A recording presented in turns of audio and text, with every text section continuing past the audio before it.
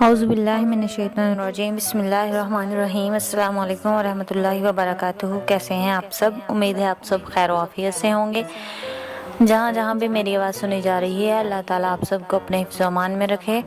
ہم آپ کو اپنے چینل پر خوش آمدید کہتے ہیں۔ ہمارے چینل کا نام ہے اردو سٹوریز، جس میں ہم آپ کو مختلف قسم کی اردو کی کہانیاں اور سبق آموز واقعات سنائیں گے۔ آج کی ہماری کہانی ہے کہا نہ ماننے کی سزا۔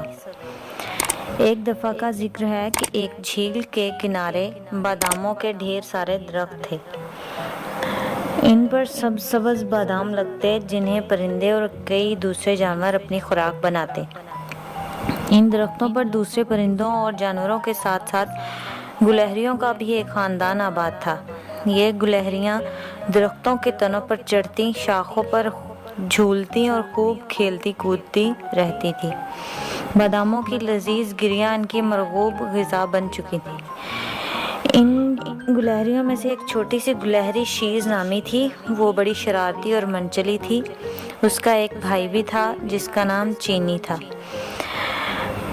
اس کے علاوہ اس کے 6 کزن بھی تھے۔ وہ آٹھوں سارا دن درختوں پر خوب کھیلتے کودتے رہتے اور یوں ان کی ہنستے کھیلتے زندگی بسر ہو رہی تھی۔ جھیل کے چاروں طرف کے تمام درخت ان کے دیکھے بھالے تھے۔ باداموں کے علاوہ وہاں کچنار اور پیپل کے درخت بھی تھے۔ جھیل کے عین درمیان میں ایک چھوٹا سا جزیرہ دکھائی دیتا تھا، جس پر ڈھیر سارے سیب، اسٹرابری کے درخت تھے۔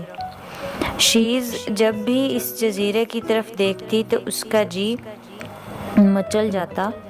جھیل کا پانی بڑا گہرا اور ٹھنڈا تھا، جس سے شیز کو بڑا ڈر لگتا تھا۔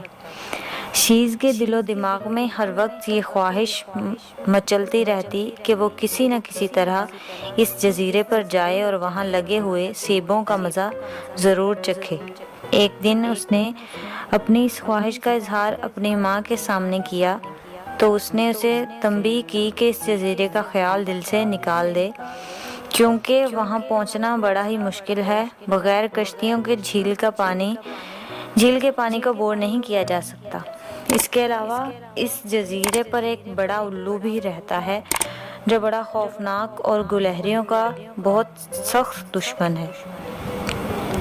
وہ اپنے جزیرے پر کسی دوسرے جانور یا پرندے کو قطعی برداشت نہیں کر سکتا، اس لیے شیز جزیرے کے بارے میں فکر مند ہونا چھوڑ دے۔ شیز یہ سب باتیں سن کر خاموش ہو گئی۔ ماں سے ذکر کرنے کا یہ فائدہ ضرور ہوا کہ اسے یہ معلوم ہو گیا کہ جھیل کے پانی کو کشتیوں کی مدد سے عبور کیا جا سکتا ہے۔ دوسرے دن اس نے اپنے کزنز گلہریوں سے ذکر کیا تو وہ ڈر گئیں۔ شیز نے مختلف حربوں سے ان کو راضی کر لیا کہ وہ سب مل جل کر کشتیاں بنائیں اور پھر الو کے جزیرے پر جائیں۔ سب نے مل کر ڈھیر سارے تنکے اکٹھے کیے اور ان کی کشتیاں بنا کر جھیل کے پانی میں اتار دیں۔ سب سے پہلے شیز نے کشتی پر چڑھ کر اس کا معائنہ کیا اور موٹے تنکے والے چپو کو پانی میں چلا دیا، جس سے کشتی شیز کو اٹھائے آگے بڑھ رہی تھی۔ پہلے تو شیز کو بڑا ڈر لگا، مگر جب کشتی کے ہچکولوں سے اسے جھولے ملے تو سارا ڈر جاتا رہا۔ شیز کی کشتی کو پانی میں صحیح سلامت دیکھ کر سب کزن گلہریاں اس کے پیچھے پانی میں قطار بنا کر اپنی اپنی کشتیاں چلانے لگی۔ یہ کھیل درختوں پر اچھلنے کودنے سے زیادہ مزیدار تھا۔ انہیں اس بات کا ذرا بھی احساس نہ ہوا کہ وہ کب کھیل ہی کھیل میں جزیرے تک جا پہنچی۔ کشتیاں ہوا کے زور سے خود بخود جزیرے کے کنارے سے آ لگیں۔ گلہریوں نے خوشی سے للکاری بھری اور چست لگائی۔ وہ سب اس جزیرے کی زمین پر پہنچ گئیں، جہاں پہنچنا انہیں ایک عرصے سے محال دکھائی دیتا تھا۔ جزیرے پر سیب اور اسٹرابری کے درخت پھیلے ہوئے تھے۔ سیبوں کی بھینی بھینی خوشبو سے گلہریاں جھوم اٹھیں اور انہوں نے جلدی سے درختوں پر چڑھ کر سیب کھانا شروع کر دیے۔ شیز نے دیکھ کر برہم ہوئی۔ اس نے سب گلہریوں کو ادھم مچانے سے منع کیا اور کہا کہ یہ جزیرہ الو کی ملکیت ہے، اس لیے مالک کی اجازت کے بغیر یہاں کا کچھ بھی کھانا پینا بری بات ہے۔ گلہریاں یہ سن کر شرمندہ ہو گئیں۔ شیز کے ساتھ سب گلہریاں الو کے گھر کی تلاش میں نکل پڑی۔ جلد ہی ایک درخت کی کھو میں انہیں الو کھڑا دکھائی دیا۔ وہ سب اس کے قریب پہنچی اور سلام کیا۔ الو گلہریوں کو دیکھ کر حیران ہوا۔ اس نے ان کے آنے کا سبب دریافت کیا۔ گلہریوں نے سیب اور اسٹرابری کھانے کی فرمائش کی اور کچھ ساتھ لے جانے کی اجازت طلب کی۔ الو کے لیے یہ چیزیں بے معنی تھیں کیونکہ وہ انہیں کھاتا نہیں تھا، اس لیے اس نے گلہریوں کو سیب اور اسٹرابری کھانے کی اجازت دے دی، مگر شور کرنے اور ادھم مچانے سے منع کیا کیونکہ اس طرح اس کے آرام میں خلل پڑتا تھا۔ گلہریاں اجازت پا کر بے حد خوش ہوئیں اور بھاگ بھاگ کر درختوں پر چڑھنے لگیں۔ تھوڑی دیر میں وہ ڈھیر ساری اسٹرابریاں کھا گئیں۔ شیز کے دماغ میں نہ جانے کیا آیا، وہ الو کے گھر کی طرف چل پڑی۔ الو ان سے بے خبر درخت کی کھو میں آرام کر رہا تھا۔ شیز جب وہاں پہنچی تو دروازہ بند پایا۔ اس نے دروازے کے سوراخ سے اندر جھانکا تو اسے الو آرام کرتا ہوا دکھائی دیا۔ اس کی ایک آنکھ بند تھی جبکہ دوسری آنکھ کھلی ہوئی تھی۔ الو نے شیز کو دیکھ لیا اور آنے کا سبب پوچھا۔ شیز نے کہا کہ وہ الو کے لیے کچھ کرنا چاہتی ہے اور یہ معلوم کرنے آئی ہے کہ اسے کیا پسند ہے۔ الو نے کہا وہ اپنے کام سے کام رکھے اور اس کے آرام میں خلل نہ ڈالے۔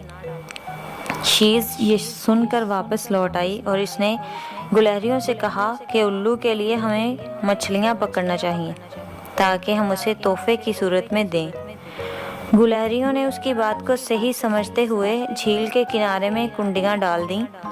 کچھ دیر بعد وہ کافی ساری مچھلیاں پکڑنے میں کامیاب ہو چکی تھی۔ شیز نے وہ سب مچھلیاں ان سے لیں اور اپنے ساتھیوں کے ساتھ الو کے گھر کی طرف چلی آئی۔ اس نے دروازہ کھٹکھٹایا، الو کو باہر بلایا اور مچھلیاں اس کے سامنے رکھ کر کہا ان کی طرف سے یہ تحفہ قبول کر لیں۔ الو نے مچھلیوں کو دیکھا تو منہ بسور کر کہا کہ وہ بدبودار چیزیں پسند نہیں کرتا اور اسے گلہریوں سے کچھ نہیں چاہیے، وہ اس کے آرام کو خراب نہ کریں تو بہتر ہے۔ شیز اپنے ساتھیوں کے ساتھ مایوس واپس لوٹ آئی۔ اسی طرح وہ روزانہ جزیرے پر جاتیں اور سیب اور اسٹرابری کھاتیں اور کچھ ساتھ لے آتیں۔ ایک دن شیز کو ایک درخت پر بڑا سا انڈا دکھائی دیا۔ شیز کے دل میں یہ آیا کہ اسے یہ انڈا الو کو تحفے میں دینا چاہیے۔ اس نے اپنے ساتھی گلہریوں کی مدد سے وہ انڈا گھونسلے سمیت درخت سے نیچے اتارا اور الو کے گھر لے آئیں۔ الو نے جب انڈا دیکھا تو وہ بہت ناراض ہوا۔ اس نے گلہریوں کو کہا کہ وہ اسے گھونسلے سمیت واپس وہیں رکھ دیں جہاں سے انہوں نے اسے اتارا ہے۔ اس کے علاوہ اس نے صاف صاف کہہ دیا کہ اب وہ دوبارہ گلہریاں اس کے جزیرے کا رخ کیا تو وہ ان سب کے ساتھ بہت برا پیش آئے گا۔ یہ سن کر سب گلہریاں پریشان ہو گئیں۔ انہوں نے الو سے اپنے رویے کی معافی مانگی اور درخواست کی کہ وہ جزیرے پر ان کا داخلہ بند نہ کرے۔ الو نے صرف اس شرط پر انہیں معاف کر کے جزیرے پر آنے کی اجازت دے دی کہ وہ آئندہ جزیرے پر نہ ادھم مچائیں اور نہ ہی اس کے آرام میں خلل ڈالیں۔ گلہریوں نے الو سے وعدہ کیا کہ ویسا ہی کریں گی۔ کچھ دن یوں ہی بیت گئے۔ ایک دن شیز کو خیال آیا کہ کئی دنوں سے الو دکھائی نہیں دیا، کیوں نہ وہ اس کی ایک جھلک دیکھ آئے۔ اس کی ساتھی گلہریوں نے اسے الو کے گھر جانے کی طرف منع کیا، مگر وہ اپنے تجسس پر قابو نہ رکھ سکی اور الو کے گھر کی طرف روانہ ہو گئی۔ اس بار اس نے دروازے کے سوراخ سے اندر جھانکنے کی بجائے درخت کے اوپر چڑھ کر ضروری خیال کیا کہ درخت پر چلنے پھرنے سے الو کے آرام میں خلل پڑے گا۔ وہ درخت کے کھوکھلے تنے کے اندر سے اڑتا ہوا بالائی شاخ کی کھڑکی میں آن بیٹھا۔ جلد ہی اسے معلوم ہو گیا کہ ایک گلہری اس درخت پر موجود ہے۔ اس نے گلہری کو وعدہ خلافی کی سزا دینے کا فیصلہ کر لیا۔ جو ہی شیز گلہری اس کی کھڑکی کے قریب پہنچی تو उल्लू ने अपनी तेज चोंच से उसकी दुम पर हमला किया। शीज उल्लू को वहां पाकर हवास बाख्ता होकर भागी। उल्लू ने उसकी दुम काट डाली थी जो कि उसके मुंह में दबी रह गई। शीज बगैर दुम के जान बचाकर अपनी साथी गुलहरियों के पास पहुंची तो वो सब खौफजदा हो गईं। वो सब जल्दी जल्दी इस जजीरे से निकलकर अपनी अपनी कश्तियों में बैठीं और घरों को लौट गईं।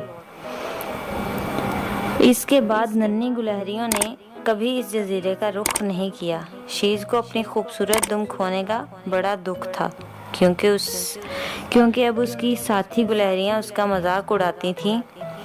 दुम कटी शीज गुलहरी। ये थी आज की हमारी कहानी। उम्मीद है आपको हमारी कहानी पसंद आ रही होगी। आज की हमारी कहानी से हमें सबक मिलता है कि हमें किसी को बिला वजह तंग नहीं करना चाहिए। अगर कोई किसी बात से मना करे तो हमें उसकी बात माननी चाहिए और उसे तंग नहीं करना चाहिए, वरना आपके साथ भी ऐसा ही होगा जैसा कि शीज के साथ हुआ। उम्मीद है आपको हमारी कहानियाँ पसंद आ रही होंगी। अगर आपको हमारी कहानियाँ पसंद आ रही हैं तो शेयर किया करें और हमारे चैनल को सब्सक्राइब करें और बेल आइकन के बटन को ज़रूर दबाएं ताकि हमारी आइंदा आने वाली वीडियो आप तक बर वक्त पहुँच सके। हमारी नेक्स्ट वीडियो तक के लिए हमें इजाज़त दें। अपना ख्याल रखें और अपने साथ जुड़े लोगों का भी ख्याल रखें।